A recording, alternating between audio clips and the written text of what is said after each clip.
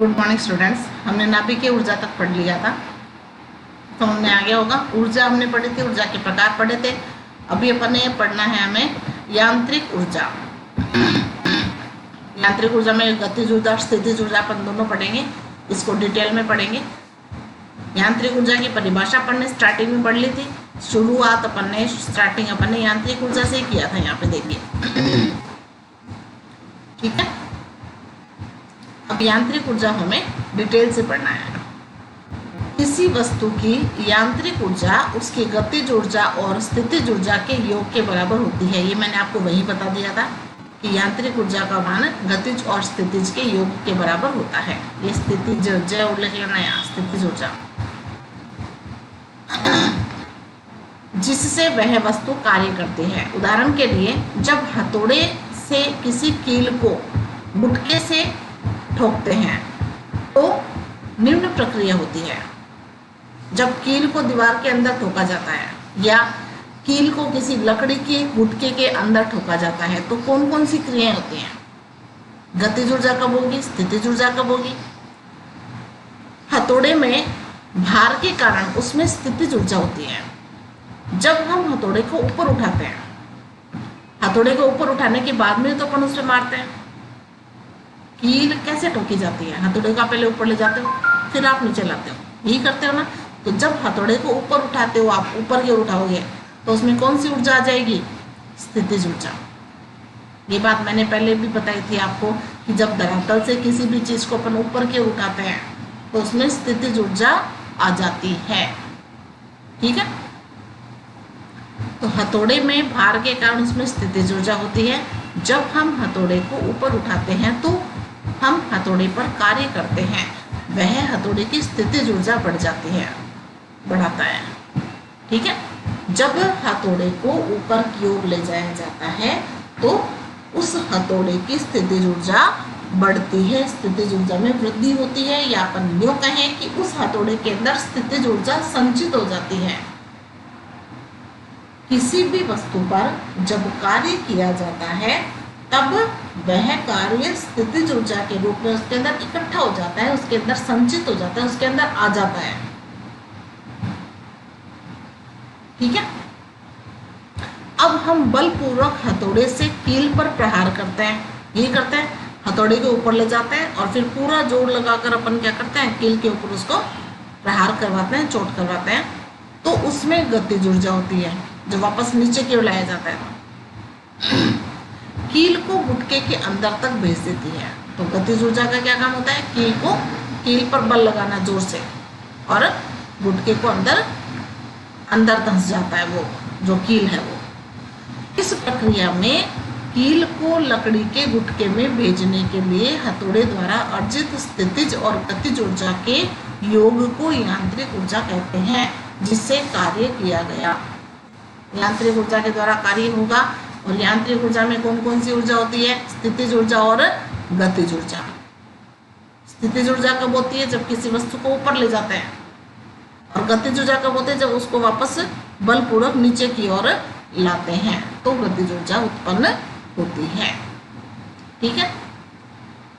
अब अपन पढ़ेंगे गतिज ऊर्जा। गतिज ऊर्जा क्या है? किसी वस्तु में निहित उस ऊर्जा को जो उसकी गति के कारण है, गतिज ऊर्जा कहलाती है।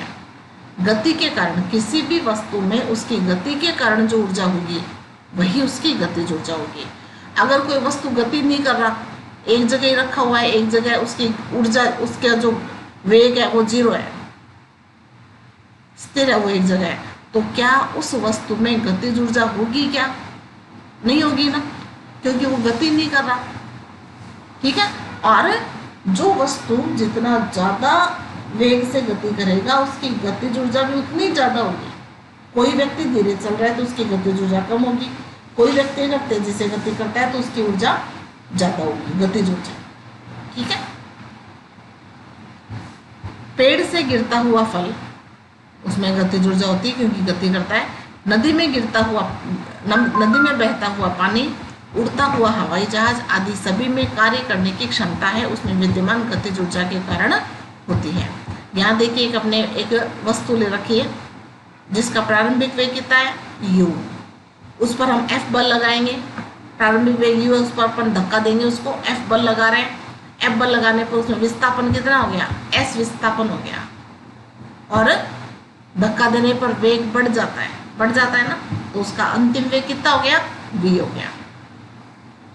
ठीक है, तो पिंड का अंतिम वेग v है, पिंड का प्रारंभिक वेग u है, उस पर बल हमने कितना लगाया, F बल लगाया, F धक्का दिया अपन ने उसको, और वस्तु में विस्थापन कितना हुआ, S हुआ।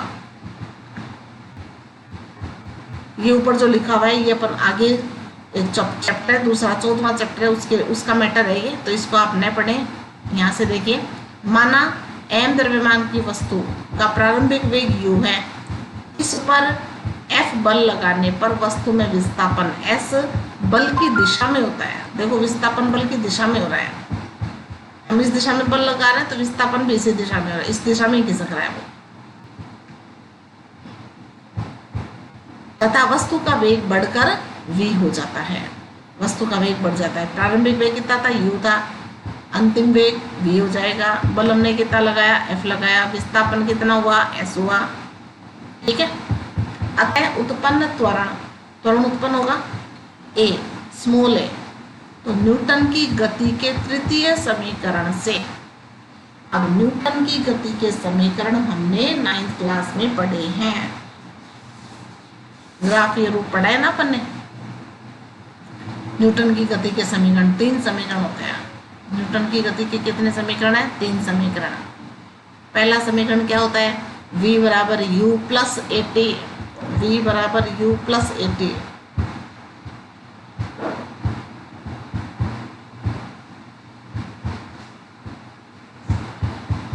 v बराबर u प्लस, यहाँ पर प्लस आएगा,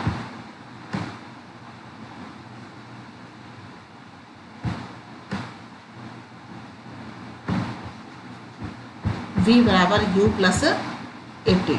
ठीक है, ये पहली समीकरण। दूसरी समीकरण s बराबर ut plus half at square, s बराबर ut प्लस 1/2 at स्क्वायर। तीसरी समीकरण v स्क्वायर बराबर u स्क्वायर प्लस 2as। इस पर मैंने आपको न्यूमेरिकल भी करवाए थे, आप खुद ने भी किए थे, आपसे भी मैंने करवाए थे, किए थे ना अपने 9th क्लास में। तो ये तीनों समीकरण किसके हैं, न्यूटन की गति के समीकरण। इसमें से अपन कौन सा ले रहे हैं, आप बताइए कौन सा लेना चाहिए, थोड़ा सा आपको भी पहचान करनी आनी चाहिए। देखिए यहाँ पर हमारे पास में u है, v है, f है, s है, त्वरण a है, t कहीं भी आया क्या, समय का कहीं भी जिक्र हुआ क्या, नहीं हुआ ना, समय t अपन ने लिया ही नहीं, नाम ही नहीं बोला।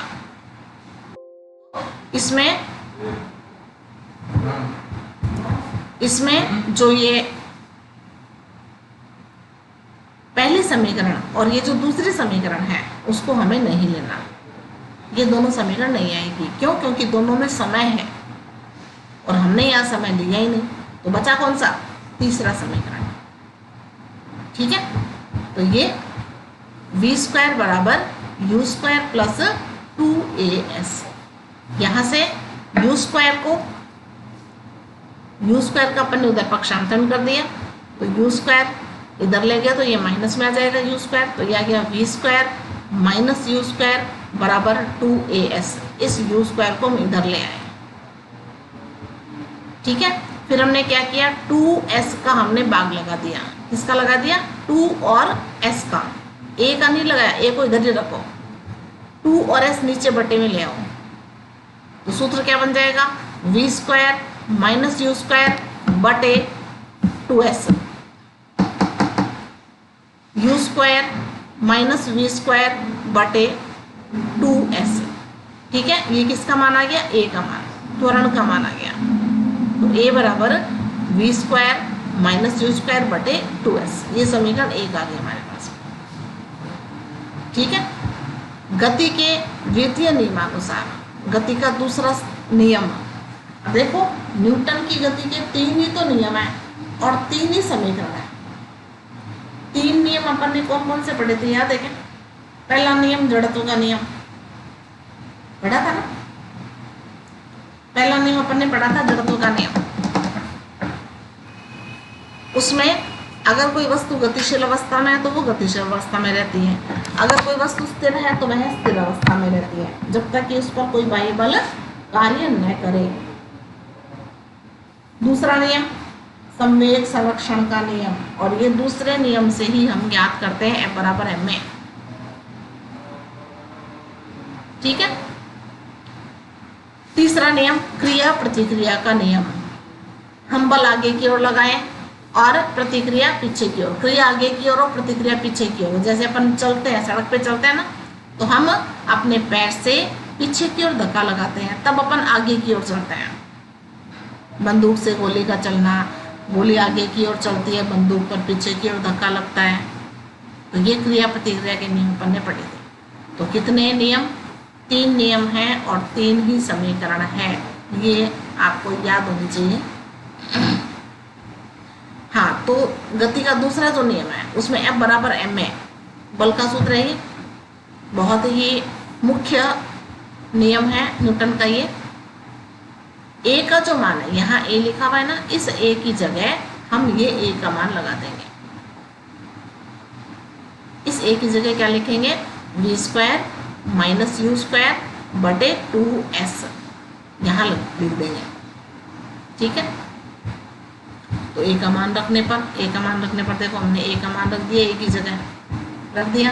अब m को अंदर गुणा कर दो, इस m को v² से भी गुणा कर दो और इस m को u² से भी गुणा कर दो। कोष्ठक खोल दो, खोल सकते हैं ना कोष्ठक, और इस s को ले जाओ ऊपर। इस s को कहाँ ले जाओ कि ऊपर, क्रॉस वज्र गुणा करते हैं ना, 2 को मत ले जाना, केवल s को ले जाना है। तो यहाँ क्या जाएगा? fs बल गुणा विस्थापन होता है ना, बराबर 1/2 mv² माइनस 1/2 mu²। यह आ जाएगा, खोल देंगे तो इस 2 को भी इसके नीचे भी ले लो, 2 को इसके नीचे भी ले लो, ले सकते हैं। बल गुणा विस्थापन क्या होता है? कार्य होता है ना, अपन ने पढ़ा था। देखो W बराबर Fs, ये अपन ने पीछे पढ़ रखा है। यहाँ पर एक cos थीटा और आता है ना, और यहाँ पर लेकिन अपन ने शुरू में क्या लिया था कि बल की दिशा और F की दिशा समान है, ये अपन ने शुरू में लिख दिया था। देखो यहाँ विस्थापन S बल की दिशा में है, मतलब थीटा बराबर 0 डिग्री है। अपन ने 3 कंडीशन पढ़ी थी ना, 0 डिग्री, 90 डिग्री, 180 डिग्री, तो ये 0 डिग्री वाला है, तो cos 0 का मान 1 होता है। तो यहाँ पर W किसकी जगह जाएगा? F गुणा S की जगह W। ठीक है। अतः किया गया कार्य गतिज ऊर्जा में परिवर्तन के बराबर होता है। ये कार्य किसके बराबर है? गतिज ऊर्जा में अंतर। ये 1/2 mv² क्या होता है? गतिज ऊर्जा। गतिज ऊर्जा का सूत्र है ये, है ना। गतिज ऊर्जा का क्या सूत्र है? 1/2 mv²। और ये तो अंतिम गतिज ऊर्जा है, जब अपन ने धक्का दे दिया उसके बाद की गतिज ऊर्जा है। ये धक्का देने के पहले की गतिज ऊर्जा है। तो पहले की गतिज ऊर्जा तो इतने हैं, 1/2 mu²। धक्का देने के बाद गतिज ऊर्जा कितनी है? 1/2 mv²। ठीक है। तो इन दोनों का अंतर घटा दिया ना, देखो बीच में से अपन ने। तो इन दोनों का जो अंतर है वो किसके बराबर है? कार्य के बराबर, W के बराबर। ठीक है। अब इसमें क्या दे दिया? यदि u बराबर 0, u बराबर 0 का मतलब क्या हुआ कि पहले से वस्तु गतिशील नहीं है, रखी हुई है, एक जगह खड़ी है। गाड़ी एक जगह खड़ी है, कोई वस्तु एक जगह रखी हुई है, उसको हम धक्का दे रहे हैं। एक तो गति से पहले से ही गति कर रही है, पहले से एक बच्चा चल रहा है, ठीक है ना, उसको अपन ने धक्का दे दिया। और एक जो व्यक्ति खड़ा है उसको हमने धक्का दिया, दोनों में अंतर है। तो u क्या है? u है प्रारंभिक वेग, और प्रारंभिक वेग क्या है यहाँ पर? 0। तो प्रारंभिक वेग अगर 0 है तो यहाँ इसका मान क्या आ जाएगा?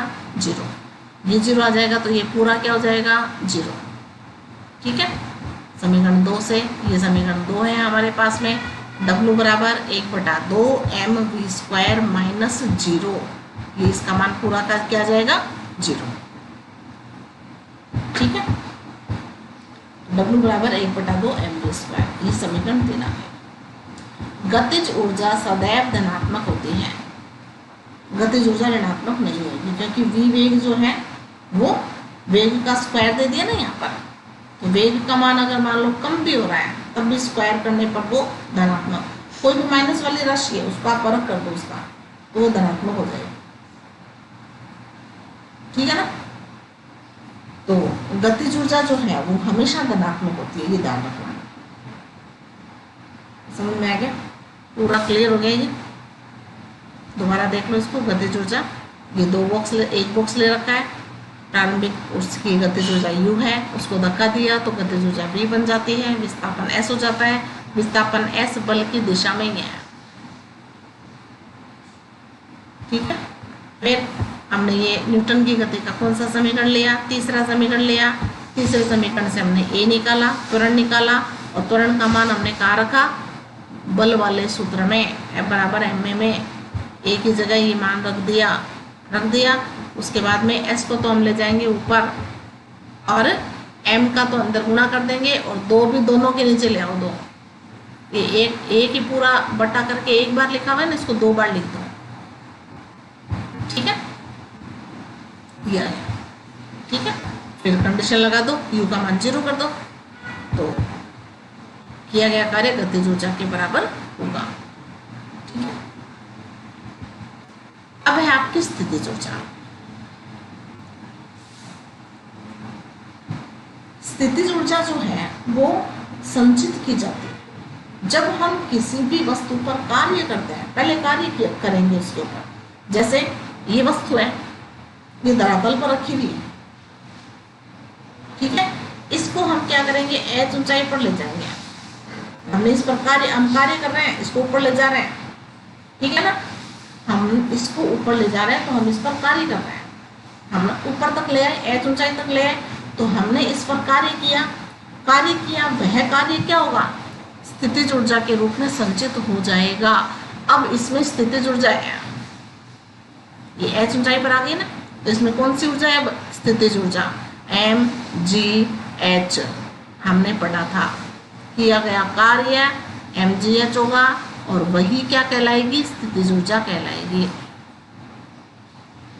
तो किसी भी वस्तु में स्थितिज ऊर्जा डालने के लिए उस पर पहले कार्य करना पड़ता है। धनुष बाण देखा है आपने, धनुष देखा है, धनुष में क्या होता है, वो जो डोरी है उसको अपन पीछे की तरफ खींचते हैं ना, पीछे की तरफ क्यों खींचते हैं, उसमें स्थितिज ऊर्जा संचित करने के लिए हमने कार्य किया, हमने डोरी को पीछे खींचा। पहले तीर चलाते हुए तो देखा होगा, अभी भी रामायण के एपिसोड चल रहे थे खूब सारे, देखिए ना, खूब तीर चल रहे थे, उसमें धागे को पहले पीछे की ओर किया जाता है, तो पहले हमने कार्य किया। ठीक है, जैसे ही हमने कार्य किया तो उस धनुष में स्थितिज ऊर्जा संचित हो गई, स्थितिज ऊर्जा आ गई उसमें, पीछे करके फिर अपन तीर छोड़ते हैं, तो वो स्थितिज ऊर्जा तीर के माध्यम से किस में बदल गई, गतिज ऊर्जा में। हथौड़े से हमने कील को ठोका था ना, गुटके के अंदर, लकड़ी के गुटके के अंदर हमने कील अंदर धसवाई थी ना, तो उसमें हम क्या किया था, हथौड़े को पहले ऊपर ले गए, ऊपर ले जाने पे क्या हुआ, हमने कार्य किया, हम हथौड़े को ऊपर ले गए, हमने कार्य किया, वह कार्य किस में संचित हो गया, किस रूप में आएगा, स्थितिज ऊर्जा के रूप में। ये धरातल पर रखी हुई है, इसको हम पहले ऊपर ले गए, हमने कार्य किया, फिर हमने इसको छोड़ा, तो वह स्थितिज ऊर्जा किस में बदल जाएगी, गतिज ऊर्जा में। कहने का मतलब है कि स्थितिज ऊर्जा को उत्पन्न करने के लिए, संचित करने के लिए, पैदा करने के लिए हमें कार्य करना पड़ता है। ठीक है, तो स्थितिज ऊर्जा वस्तु की वह ऊर्जा है जो वस्तु की स्थिति या अवस्था के कारण संचित होती है। ये तो स्थितिज ऊर्जा की परिभाषा हो गई कि स्थिति के कारण उत्पन्न ऊर्जा, इसी ऊर्जा के कारण वस्तु में कार्य करने की क्षमता आ जाती है। इस वस्तु को हम ऊपर ले गए, इसमें स्थितिज ऊर्जा आई, जब इसको छोड़ेंगे तभी नीचे आएगी, ठीक है ना। पहले से नीचे इसको छोड़ना पकड़ना कुछ होगा ही नहीं, ठीक है ना। हथौड़े को ऊपर ले गए, ऊपर ले जाके छोड़ेंगे तब वो नीचे आएगा। तो कोई भी हमें कार्य करवाना है तो उसके लिए हमें स्थितिज ऊर्जा संचित करनी पड़ेगी पहले। किसी वस्तु को सामान्य स्थिति से किसी अन्य अवस्था तक लाने में, सामान्य स्थिति कौन सी, ये सामान्य स्थिति है, अन्य अवस्था कौन सी है, ये अन्य अवस्था आ गई। तो सामान्य स्थिति से अन्य अवस्था तक लाने में जितना कार्य किया गया, हमने कार्य किया, हम इसको ऊपर उठाकर ले गए, ठीक है ना। तो जितना कार्य किया गया है उसका परिमाप ही नवीन अवस्था में उसकी स्थितिज ऊर्जा के बराबर होता है। जितना हमने कार्य किया वही उसकी क्या कहलाएगी, स्थितिज ऊर्जा कहलाती है। जैसे जब तीर को चलाने के लिए हम धनुष को खींचते हैं तो हमारे द्वारा जितना कार्य धनुष खींचने में किया जाता है उसके तुल्य ऊर्जा ही कसी हुई अवस्था में कमान की स्थितिज ऊर्जा होगी। कमान की स्थितिज ऊर्जा वही होगी, वो कमान को अपन पीछे की तरफ, धागे को अपन पीछे की तरफ ले जाता है ना, हम जितना पीछे ले जाएंगे उतनी ज्यादा स्थितिज ऊर्जा आ जाएगी उसके अंदर, ठीक है। तो आज के लिए इतना काफी है।